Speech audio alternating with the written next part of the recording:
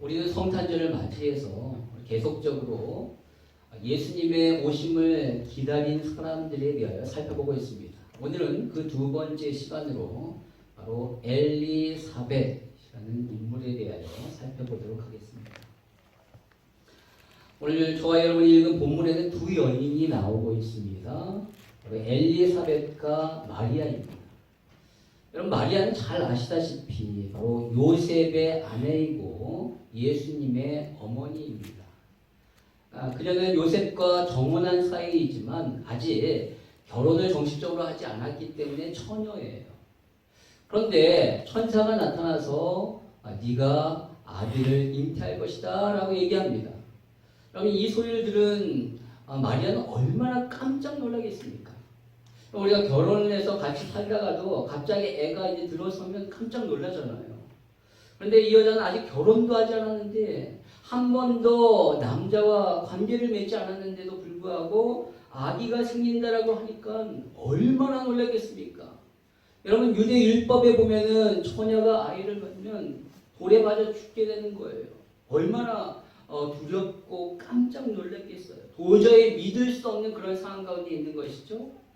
그러자 천사가 얘기합니다. 그러한 마리아를 향하여 35절에 1장 35절에 성령이 내게 임하시고 지극히 높으신 이의 능력이 너를 덮으시리니 이러므로 나실 바 거룩한 이는 하나님의 아들이라 일컬어지리라 라고 말씀하셔요. 즉 성령이 임하여서 성령의 능력으로 네가 아들을 낳을 것이다 라는 것이죠. 근데 그 아들이 하나님의 아들이다. 바로 사람의 능력으로가 아니라 하나님의 능력, 성령의 능력으로 그렇게 된다라고 말씀하시는 것입니다. 그럼 그렇죠. 사람의 능력으로는 어떻게 처녀가 아이를 낳을 수 있겠습니까? 근데 요즘에 보니까 뉴스에 처녀가 아이를 낳더라고요. 한국에 보면 사유리라는 연예인이 있습니다. 일본 여자인데 그 여자가 결혼은 하기 싫고 아기는 갖고 싶은 거예요.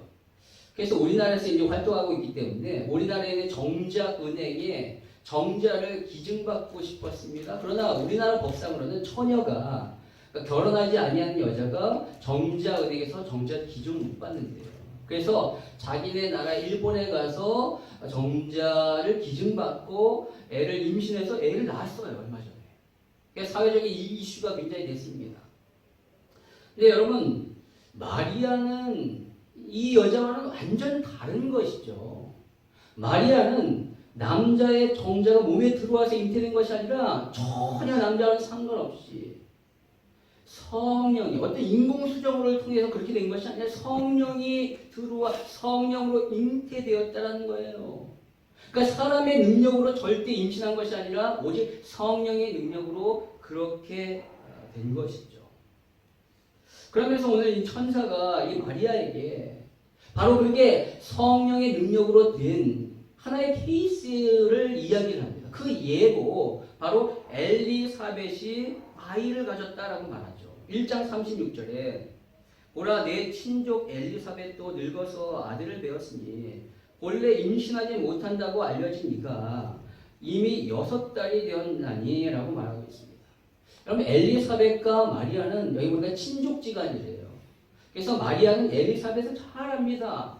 엘리사벳이 나이가 많아서 애를 갖지 못한다는, 더 이상 애를 임신하지 못한다는 것을 잘 알아요.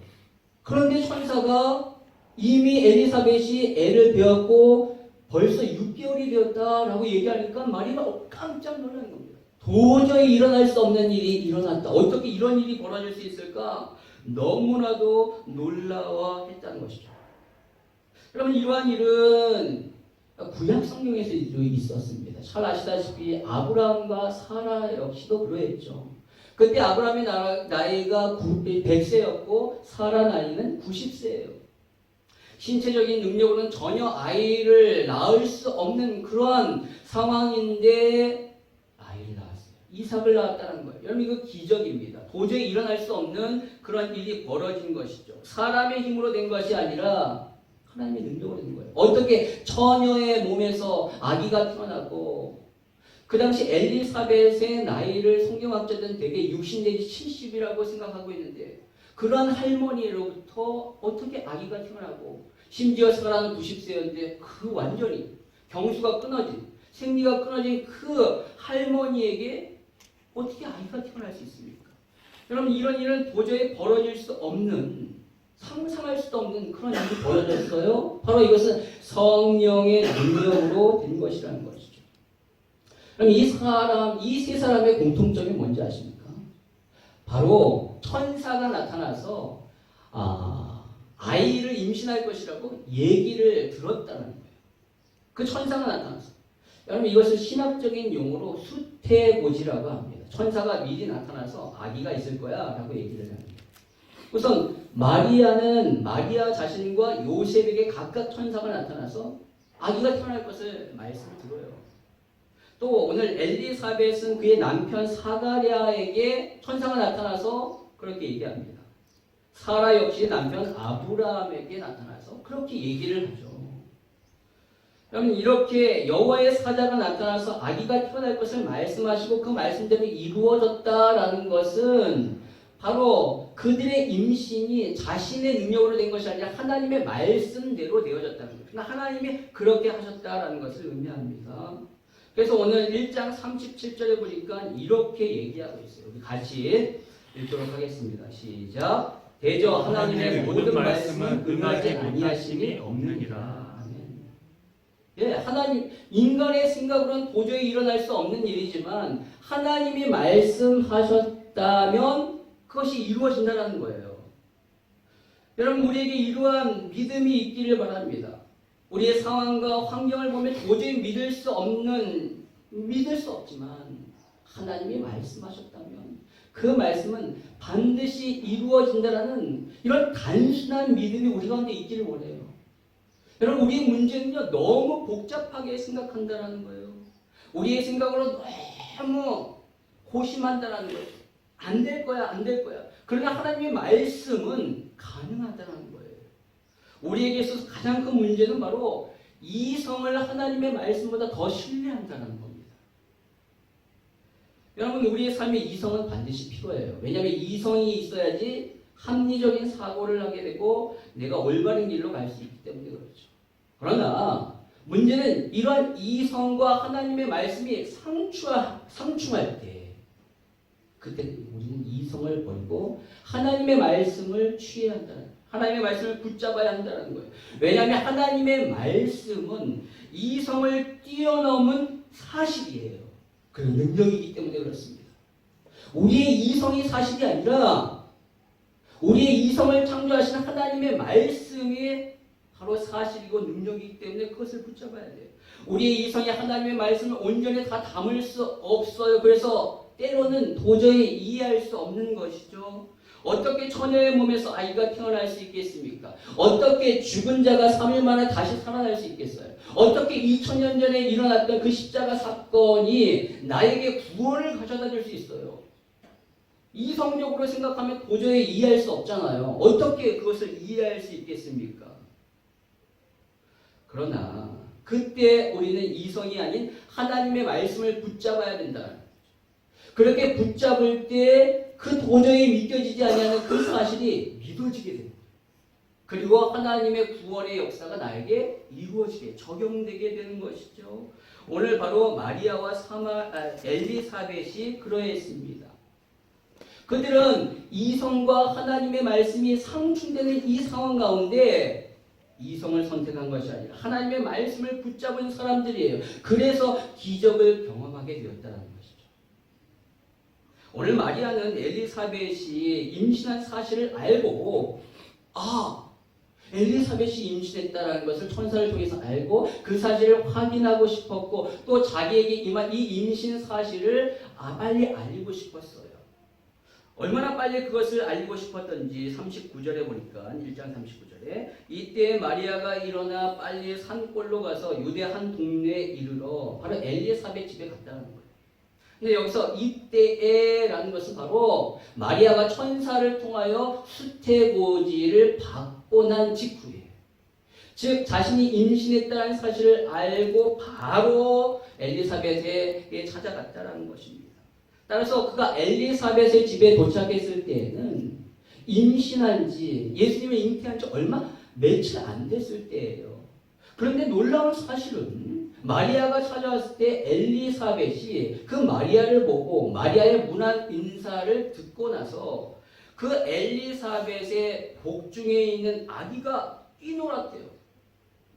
엘리사벳이 애를 맺잖아요. 근데 마리아가 와서 마리아가 한마디 얘기하니까 갑자기 엘리사벳 배에 있는 그 아기가 막 기뻐 뛰놀습니다.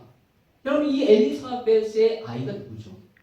바로 세례 요한입니다. 세례 요한. 세례 요한은 예수님보다 6개월 전에 태어났어요.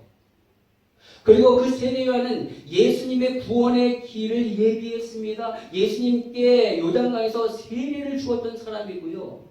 그러한 세례 요한을 향하여 예수님이 뭐라고 말씀하셨냐면 여인이 낳은 사람 중에 세상에서 이 세례 요한보다 큰 자가 없다라고 얘기했던 그런 사람이에요. 대단하죠. 근데 그 세례 요한이 오늘 본문에 보니까 41절에 마리아의 문안 음성을 듣고 엄마 뱃속에서 막 뛰놀았어요. 44절에도 보니까 보라 내 문안하는 소리가 내 귀에 들릴 때 아기가 내 복중에서 기쁨으로 뛰놀았도다. 엄마가 막 느낄 정도로 아기가 막 기뻐 뛰놀았대요. 여러분 태아가 기뻐하며 뛰놀았대요. 놀라운 거죠. 왜 그럴까요? 왜요? 왜냐하면 마리아의 태중에 있는 그 예수 그리스도를 보고 이 세례 요한이 기뻐하며 뛰는 거예요. 여러분 복중에 있는 아기가 아직 태어나지도 아니한 자기보다 어린 그 예수 그리스도를 보고 기뻐 뛰놀았다. 여러분 놀랍지 않습니까? 어떻게 이런 일이 벌어질 수 있었을까요? 그것은 바로 이 세례 요한이 성령 충만했기 때문에 그렇습니다. 성경은 복중에 있는 이 세례 요한에 대하여 말하기를 1장 15절에 이렇게 기록하고 있어요. 같이 한번 읽도록 하겠습니다. 15절입니다. 시작. 이는 그가 주 앞에 큰 자가 되며 포도주나 독한 술을 마시지 아니하며 모태로부터 성령의 충만함을 받아. 아멘. 세례 요한은 엄마의 뱃속에 있을 때부터 성령 충만했대요. 놀라운 거죠. 놀라운 거죠. 여러분 우리가 소위 모태신앙이라는 말이 있습니다. 저도 모태신앙이에요. 그러니까 엄마가 저를 임신했을 때, 어머니가 임신했을 때 어머니가 교회를 나갔기 때문에 저도 교회를 나갔다. 어머니를 보면 모태신앙이면 그때 그 복중에 있는 아이가 예수를 믿지는 않았겠죠. 모태신앙이 아니라 교회 출석이겠죠. 그런데 오늘 이 세례 요한은 그냥 모태신앙에서 끝난 것이 아니라 더 나아가 모태 성령 충만한 사람이에요. 모태 성령 충만한 사람 대단한 거죠. 여러분 아기가 그 뱃속에 있는 아기가 성령 충만했다는 것은 무엇을 의미하는 걸까요? 바로 어머니가 성령 충만했다는 것을 의미합니다. 태아는요 엄마에게 절대적인 영향을 받아요. 탯줄을 통하여 엄마와 연결되어 있기 때문에 어머니의 상태가 고스란히 아기에게 전달되게 되죠. 제2차 세계대전이 끝나가던 1944년 가을에 독일군이 네덜란드로 들어가는 모든 그 식량을 막는 그러한 공세 작전을 펼쳤습니다. 그래서 1944년도의 겨울, 그의 겨울은 네덜란드 사람들에게 너무나도 끔찍한 춥고 배고픈 고통의 시간이었어요. 어느 정도였냐면 굶주린 사람만 22,000명이었고요. 아사 직전에 놓였던 사람이 3만 명에 달했습니다. 그러나 그렇게 끔찍한 겨울에도 아이는 태어납니다. 이제 전쟁이 종식되었고요. 70년의 시간이 흘렀어요. 그런데 아주 놀라운 사실 하나가 발견됐는데 그건 뭐냐면 그 배고픈 겨울을 지나 1945년도에 태어난 사람들을 조사했더니만 다른 해에 태어난 사람들에 비해 그들이 비만, 당뇨, 고혈압, 심장질환의 발병률이 월등히 높았다는 거예요. 약 2배 이상이나 되었어요. 그래서 의사들과 과학자들이 그것을 연구하기 시작했습니다. 연구한 결과 1945년도에 태어난 아이들은 엄마 뱃속에 있을 때부터 굶주림을 경험했다라는 거예요. 엄마만 굶주린 것이 아니라 아이도 그러한 경험을 계속 겪었기 때문에 아기 스스로 그 유전자의 굶주림이 각인이 돼버린 거예요. 유전자에 탁 각인이 됐어요. 일반적으로 우리 몸에 음식이 딱 들어오면 그 음식이 에너지로 전환돼서 우리에게 필요한 대사에 활용되게 됩니다. 그런데 이 아이는 본능적으로 내가 언제 굶주릴지 모른다라는 그런 생각이 있기 때문에 그 세포가 영양분을 에너지로 바꾸지 아니하고 몸에 축적시키는 그런 형태로 일을 했던 거예요. 그렇게 몸에서 유전자가 프로그래밍 된 것이죠. 그래서 그들이 많이 비만이 됐습니다. 그로 인해 합병증이 너무나도 심하게 생긴 거예요.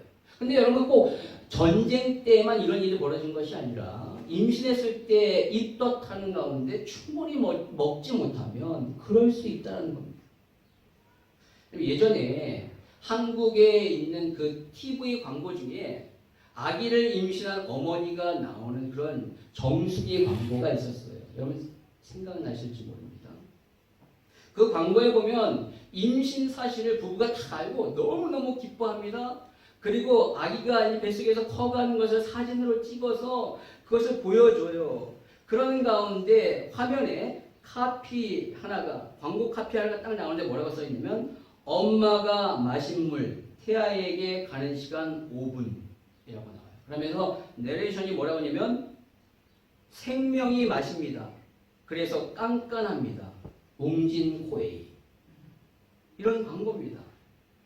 그냥 무슨 말이냐면 이 태아는 엄마에게 직접적인 영향을 미치기 때문에 물 한 잔이라도 좋은 것을 마셔야 된다는 거죠. 여러분 그렇습니다. 엄마의 상태는 태아에게 그대로 영향력을 미쳐요. 그래서 산모는 몸과 마음과 영혼을 편안하게 가장 좋은 컨디션으로 유지해야 돼요. 그래서 건강해야 되죠. 즉 산모의 건강은 아이의 건강에 직결되는 거예요. 산모가 건강하면 아이도 건강해집니다. 여러분 그렇다면 오늘 태중에 있는 세례 요한이 성령 충만했다는 것은 바로 그의 어머니 엘리사벳이 성령 충만했다는 것을 의미하는 거예요. 그래서 오늘 41절에 보니까 엘리사벳이 마리아가 문안함을 들으며 아이가 복중에서 뛰노는지라 엘리사벳이 성령의 충만함을 받아. 마리아가 왔을 때 엘리사벳 안에 복중에 있는 아이가 뛰놀았을 뿐만 아니라 성령 충만했을 뿐만 아니라 엘리사벳도 성령의 충만함을 받았다라고 말하고 있어요. 그래서 이 엘리사벳이 마리아를 향하여 뭐라고 얘기합니까? 성령 충만한 상태에서 42절과 43절을 보니까 이렇게 얘기합니다. 같이 한번 읽도록 하겠습니다. 시작. 큰 소리로 불러 이르되 여자 중에 내가 복이 있으며 내 태중의 아이도 복이 있도다. 내 주의 어머니가 내게 나오니 이 어찌된 일인가. 아멘. 오늘 엘리사벳이 마리아를 보고 마리아 뱃속에 아기가 있음을 알았어요. 바로 알아챕니다. 지금 마리아는 천사의 그 얘기를 듣고 이곳에 온 지 며칠이 안 됐어요. 즉 예수님을 잉태한 지 성령으로 잉태한 지 얼마 안 됐다라는 거예요. 그런데 오늘 엘리사벳은 그것을 바로 알아챕니다. 놀라운 거죠. 물론 마리아가 와서 얘기할 수도 있을 거예요. 그렇지만 그렇게 얘기했을 때 어떻게 그것을 믿을 수 있겠어요? 아니 처녀가 애를 낳겠는데 아직 결혼하지도 않았는데 그런 말도 안 되는 얘기를 어떻게 믿겠어요? 그런데 오늘 이 엘리사벳은 그것을 믿었을 뿐만 아니라 더 나아가 마리아를 향하여 뭐라고 하냐면 내 주의 어머니시다라고 말해요. 그 말은 마리아가 배고에 있는 그 아기가 나의 주님이십니다라는 신앙 고백이잖아요. 내 주의 어머니, 그 배에 있는 그 예수님이 나의 주님이십니다. 그리고 그 주님을 뵌 마리아를 향하여 내 주의 어머님이십니다. 그 주님의 어머님이십니다. 라고 고백하는 겁니다. 그럼 이 얼마나 놀라운 신앙 고백입니까? 어떻게 이런 고백을 할 수 있을까요? 그것은 바로 그녀가 성령 충만했기 때문에 그래요. 그럼 지난주에 우리는 시몬에 대하여도 살펴봤어요. 그렇죠? 시몬이 성전에서 예수님을 보고 메시아 그리스도임을 알고 하나님 앞에 높이잖아요. 어떻게 그럴 수 있었는가? 성경에는 그가 성령이 임하셨다. 잡고 성령이 말씀하시기를 네가 그리스도를 보기 전까지는 결코 죽지 아니하리라 라고 말씀하셨어요. 그 얘기를 듣고 그는 평생 그리스도를 기다렸어요. 그러다 어느 날 성령이 성전에 들어가라 말씀하셨고 그 말씀대로 들어갔더니만 거기서 예수님을 본 거예요. 많은 사람들 중에 마리아와 요셉의 아기를 보고 이가 바로 제가 그렇게 기다렸던 메시아 이스라엘의 위로자구나 라는 사실을 대번 알고 그 아이를 낳고 하나님 앞에 찬양했다는 것이죠. 왜? 성령 충만하니까. 여러분 성령 충만한 사람의 특징은요. 가장 중요한 부드러운 특징은 바로 예수님께 집중한다는 거예요. 오직 예수님만을 높이게 됩니다. 왜냐하면 성령이 이 땅에 오신 이유 가장 주된 목적이 바로 예수 그리스도를 증거하기 위함이에요. 성령이 오셔서 우리가 예수님을 알 수 있도록 하셨고 성령이 우리로 하여금 예수님을 믿게 하셨고 성령이 우리로 하여금 예수님을 전할 수 있도록 하신 거예요. 그 모든 것이 성령의 일이십니다. 만약에 성령 충만한데 예수님께 집중하지 않는다. 성령 충만한데 예수님을 높이지 않는다. 그 사람은 성령 충만한 사람이 아닙니다. 아무리 기적과 이적이 벌어진다 할지라도 그 사람이 성령 충만한 사람이 아니에요. 성령으로 충만한 것이 아니라 다른 영으로 충만한 거예요. 대단한 일이 벌어지는데 예수님을 높이지 않고 자기를 높여요. 뭔가 자신 안에 있는 그 의도와 목적을 가지고 점점점 이상하게 나갑니다. 결단코 성령 충만한 사람이 아니에요. 다른 영이 충만한 거죠. 어떤 영이 충만한 게 있습니까? 따라서 여러분 잘 분별해야 됩니다. 그냥 뭐 역사가 일어난다고 줄을 쫓아가면 안 되는 거예요. 여러분 성령 충만하면요 뭔가 대단한 능력이 아닙니다. 기적과 이적이 아니에요. 그것은 일어날 수도 있고 일어나지 않을 수도 있습니다. 겉으로 드러나는 그러한 대단한 그런 것이 아니라 성령 충만은 우리의 내면의 상태를 말해요. 우리의 영혼이 예수님을 집중하고 예수님만을 높이며 예수님을 닮아가는 것 그것이 바로 성령 충만함입니다. 저와 여러분의 내면이 그렇게 되기를 바랍니다. 그것이 바로 성탄절을 맞이하는 성탄절을 기다리는 하나님의 백성의 삶의 자세예요. 성령 충만합니다. 오늘 엘리사벳은요 성령 충만하여서 마리아가 인류의 구원할 메시아를 잉태했음을 한눈에 알았어요. 그런데 엘리사벳이 이 세례 요한을 잉태할 때 그녀가 성령 충만할 수 있는 그런 환경 가운데 놓였을까요? 즉 성령 충만한 아이를 임신했다라는 것이 어머니가 성령 충만한 그러한 받을 수 있는 환경 가운데 놓여 있었다라는 것을 의미하는 것일까요? 전혀 그렇지 않습니다. 오히려 오늘 이 엘리사벳이 임신을 했을 때는 그녀의 인생 가운데서 가장 믿겨지지 않는 엄청난 충격적인 사건을 경험합니다. 그것이 바로 자신의 남편 사가랴가 벙어리가 된 사건이에요. 벙어리가 된 사건. 성경은요 세례 6월의 수태고지가 엘리사벳이 아닌 그의 남편 사가랴에게 임했다라고 말합니다. 바로 사가랴는 1장 5절에 보니까요 이렇게 얘기했죠. 그를 소개하기를 아비야의 반열의 제사장이다라고 말하고 있습니다. 여러분 이것은 그가 아주 유력한 유대 종교 지도자였다라는 것을 의미해요. 그리고 이 부부에 대하여 설명하기를 1장 6절에 이 두 사람이 하나님 앞에 의인이니 주의 모든 계명과 율례대로 흠이 없이 행하였더라라고 말합니다. 즉 사가랴는 유력한 유대 지도자이면서 그는 하나님 앞에 의로운 사람이었고요. 말씀에 흠이 없는 자다. 대단한 사람이죠. 바로 이러한 가문 가운데, 이러한 가정 가운데 하나님이 세례 요한을 보내주신 거예요. 그런데 어느 날 이 대단한 사가랴가 이제 제사장으로서 자신의 차례가 되어서 성전에 올라가 분향을 하려고 성전에 올라갔는데 갑자기 천사가 나타나서 네 아내가 아들을 낳을 것인데 그 이름을 요한이라 하라고 말합니다. 그때 사가랴가 뭐라고 반응했냐면 제가 이 일이 일어날 줄 어떻게 알겠습니까? 저는 늙고 제 아내도 나이가 많습니다. 라고 이렇게 얘기합니다. 그러자 천사가 1장 20절에 이렇게 얘기하죠. 보라, 이 일이 되는 날까지 내가 말 못하는 자가 되어 능히 말을 못하니 이는 내가 내 말을 믿지 아니한 이거니와 때가 이르면 내 말이 이루어지리라 하더라 라고 말씀하고 있습니다. 즉 그가 천사의 말을, 하나님의 말씀을 믿지 않았기 때문에 이 일이 이루어질 때까지 벙어리가 되겠다, 말을 못할 것이다 라고 얘기를 들은 거예요. 여러분, 이 소식을 들은 엘리사벳이 어떻겠어요? 엄청난 충격을 받았겠죠. 아니, 남편이 어느 날 성전에 올라왔더니만 내려와서 벙어리가 되어버린 겁니다. 천신만고 그때 그렇게 기다렸던 아이가 잉태되어서 너무너무 기쁜데 남편은 장애인이 된 거예요. 여러분, 이러한 상황 가운데 성령 충만할 수 있겠습니까? 엘리사벳이. 말씀과 기도 가운데 성령이 충만하여 하나님 앞에 집중할 수 있겠어요? 감사할 수 있겠어요? 그럴 수 없죠. 얼마나 걱정과 마음의 아픔과 슬픔이 오겠습니까? 남편이 이렇게 장애인이 됐는데, 따라서 그녀는 임신 중에 지금 엄청난 스트레스를 받고 있는 거예요. 이루 말할 수 없는 엄청난 스트레스. 여러분, 이러면 유산할 수도 있는 거예요.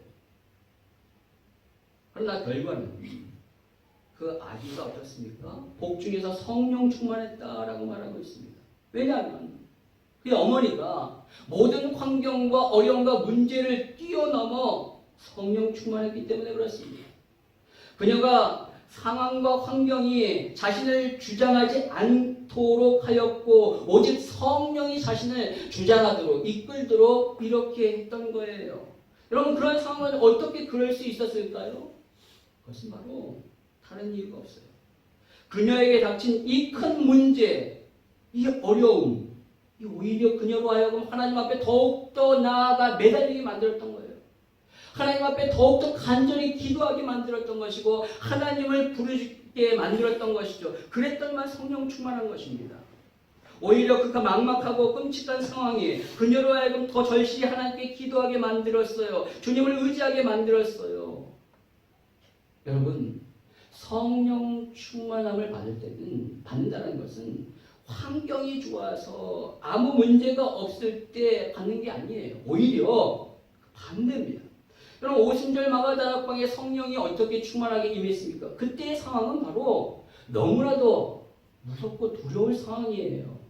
예수님이 돌아가신 지 얼마 안 됐어요. 예수 이름으로 모이면 잡혀갈 수도 있는 것입니다. 유대인들과 로마인들이 예수님을 죽였어요. 그리고 그들을 따르는 제자들을 잡으려고 했어요.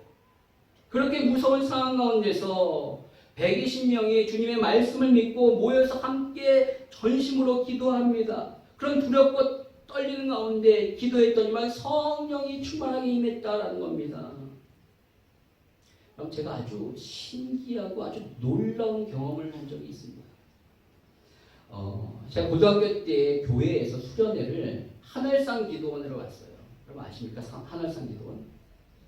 하늘상 기도원에 가서 집회를 참석했는데 막 기도하다가 방언이 터졌어요. 너무너무 깜짝 놀랐죠? 옆에 있던 제 후배가 이 형 방언 터졌다, 방언이다. 그래요. 제가 아니야! 이렇게 깜짝 놀라요. 갑자기 입을 벌리는데 계속 이상한 말이 나오는 거예요. 나도 모르게 계속 나옵니다. 그러니까 제가 무섭기도 하고 또 제가 이상한 사람처럼 여겨져서 창피해가지고 안 했어요. 그랬더니만 그 이후로 방언이 사라졌습니다. 굉장히 오랜 시간이 지나서 제가 대학원 때 전화를 받았는데 대학 동문들이 모인다라는 거예요. 그러니까 동문들이 왜 모이냐면 대학 우리 졸업한 그 학교가 난리가 났대요. 총장이 비리를 저질러서 막 그렇고 행정적인 비리가 일어나고, 그리고 저희 학교를 한국에는 아주 유력한 교회, 통합시에서 제일 큰 교회, 이름은 말하지 않겠지만 그 교회에서 자기네 교회의 부속 교육기관으로 실어버린 거예요. 주보에다 실어버렸어요. 이 세상에 이런 일이 다 있어. 아주 웃긴 일이 벌어진 거예요. 그러자 학생들이 데모를 하고 막 총장 퇴진하라고 막 그러다가 다 잘렸습니다. 한 100여 명이 넘는 아이들이 잘려버렸어요. 퇴학을 당했습니다. 가만히 있으면 안 되겠다. 학교를 정상화시켜야 되겠다. 그래서 동문들이 모여서 학교를 살리기 위해 모였습니다. 저도 시간을 내서 학교를 갔어요. 그래서 학교 운동장에서 동문들, 졸업생들이 다 모여서 대부분이 목사님들이죠. 모여서 학교 정상화를 위하여 간절히 예배를 드렸어요. 그런데 갑자기 용역들이 막 쳐들어오는 겁니다. 그 총장이 용역을 불러가지고 왔어요. 예배를 방해하는데 호루라기를 들고 몽둥이를 쫓고 쫙 둘러싸면서 막 소리를 지릅니다. 그래도 두렵고 떨리지만 예배를 다 마쳤어요. 그리고 그 이에 기도회를 하는데 동문회장님이 나와서 기도회를 인도하는 거예요. 거기 있는 사람들 간절히 기도를 합니다. 그런데 용역들이 와서 목사님들을 막 끌고 나가는 거예요. 야, 한번 생각해 보십시오. 얼마나 중요한지 몰라요. 저보다 등치가 2배 되는 사람들이 막 끌고 가는 거예요. 너무 겁이 나고 두렵고 떨렸습니다. 그러나 학교가 정말로 이러면 안 된다는 간절한 마음 가운데 진짜 간절히 기도했어요. 근데 그렇게 기도할 때 한 용역이 제 멱살을 잡고 탁 끌고 가는 거예요. 제가 이게 끌고 가는데 그때 방언이 터졌습니다. 너무나도 희한한, 제가 상상할 수 없는 그런 일이 벌어졌어요. 막 두렵고 떨리는 가운데 간절히 학교를 위해 기도를 했더니만 갑자기 그렇게 끌려가다가 방언이 탁 터졌어요. 제 입에서 이상한 방언이 나오니까 저도 깜짝 놀래고 이 끌고 왔던 용이 깜짝 놀래가지고 이상한 사람인 줄 알고 이상한 말을 하니까 도망가더라고요. 아주 놀라운 경험을 했어요. 제가 실질적으로 경험한 일이니까. 일반적이지 않잖아요. 데모하다가 예배, 저도 이제 데모하다가 성전 그 방언을 받은 거예요. 그 이후로 계속적으로 이제 방언을 하게 됩니다. 여러분, 성령의 역사는요, 상황이 좋고 아무 문제가 없다고 해서 오는 것이 아니에요. 어렵고 힘들고 문제가 있지만 그 상황에서 간절히 하나님 앞에 간구하고 기도하고 사모할 때 성령의 역사가, 성령의 은혜가 임하게 됩니다. 오늘 엘리사벳이 그랬다는 거예요. 그녀가 임신했을 때 얼마나 좋았겠습니까? 그런데 남편이 말을 못해 벙어리가 얼마나 끔찍합니까? 얼마나 괴롭겠어요. 그러나 그녀는 그러한 상황 가운데 그 괴로움을 자기가 해결하려고 한 것이 아니라 그 괴로움을 가지고 하나님 앞에 나아가 기도했다는 거예요. 간구했다는 거예요. 간절히 하나님 앞에 바라고 하나님 앞에 의지하고 하나님 앞에 그 모든 것들을 드렸더니만 성령의 충만함이 임하게 됩니다. 그랬더니만 그 복중에 있는 아이 없이다 성령 충만하게 된 거예요. 그럼 지금 문제 가운데 있습니까? 슬픈 가운데 있습니까? 어려운 가운데 있습니까? 바로 그때가 성령 충만함 받을 때일 줄 믿습니다. 정말로 그렇습니다. 네. 올해 우리는 그 문제와 슬픔을 가지고 하나님 앞에 나아가 간절히 기도하고 간구하십시오. 그러면 성령 충만을 임하게 되는 거예요. 여러분, 내년에 우리 교회의 표를 정했는데 뭐냐면 주의 능력으로 치유받고 치유하는 교회입니다. 어쩌면 2020년에 가장 큰 화두는 치유였어요. 그렇죠? 우리는 너무나도 많은 아픔과 상처를 받았습니다. 한 번도 경험해보지 못한 끔찍한 그 전염병으로 인하여 너무나도 많은 사람들이 고통 가운데 죽어갔어요. 어떤 사람은 직장을 잃고 가정이 파괴되고 삶이 망가졌습니다. 그럼 이러한 상황에서 우리는 치유가 필요해요. 우리 상처의 회복이 필요합니다. 그런데 우리가 할 수 없습니다. 하나님이 하셔야 돼요. 성령님 역사하셔야 됩니다. 오직 주님의 능력으로 이 아픔을 치유받을 수 있도록 간절히 기도하기를 원합니다. 이 문제와 위기 가운데 우리가 하나님 앞에 나아가 간절히 사모하고 하나님 앞에 아뢰면 성령의 역사에서 우리 가운데 놀라운 치유의 역사를 우리가 경험하게 될 줄 믿습니다. 예. 우리가 치유되고 세상을 치유하는 그런 교회가 되기를 바랍니다. 그럼 오늘 이 벙어리가 된 사가랴는 어떻게 되었을까요? 성경에 보니까 드디어 세례 요한이 태어나고 유대인의 정결 예식에 따라 난지 8일 만에 성전에 올라가 할례를 받기 위하여 올라갔을 때 그때 사가랴의 일이 터졌다라고 합니다. 그리고 사가랴가 하나님을 찬송하게 되는데 성경에 보니까 그의 찬송을 뭐라고 표현하는가? 1장 67절에 이렇게 얘기합니다. 우리 같이 한번 읽겠습니다. 시작. 그 붙인 사가랴가 성령의 충만함을 받아 예언하여 이르되. 예. 여러분, 사가랴는 치유받았을 뿐만 아니라 성령 충만함까지 받아서 예언하게 됩니다. 그럼 그가 벙어리였을 때 어떻게 했을까요? 하나님을 저주하고 하나님을 막 이렇게 원망했을까요? 아니죠. 그는 분명히 반드시 하나님 앞에 기도했을 거예요. 자신의 믿음 없음을 하나님 앞에 회개하고 하나님의 긍휼과 은혜를 덧입기 위하여 간절히 기도했을 것입니다. 그러다가 성령 충만함 받은 거예요. 성령 충만함 받았어요. 비록 지금 말은 못하지만 그는 성령 충만하여 그 안에 말할 수 없는 그런 상경황을 뛰어넘어 그 안에 이루 말할 수 없는 기쁨과 즐거움이 있는 거예요. 여러분, 성령 충만함은요, 우리의 환경과 모든 어려움을 뛰어넘어 오는 기쁨과 즐거움과 은혜가 있는 거예요. 우리의 인생의 진정한 즐거움은요, 환경으로부터 오는 것이 아니라는 거예요. 아무리 환경이 좋다 할지라도 내 마음이 불안하고 염려와 근심과 걱정이 있다면 무슨 행복이 있겠습니까?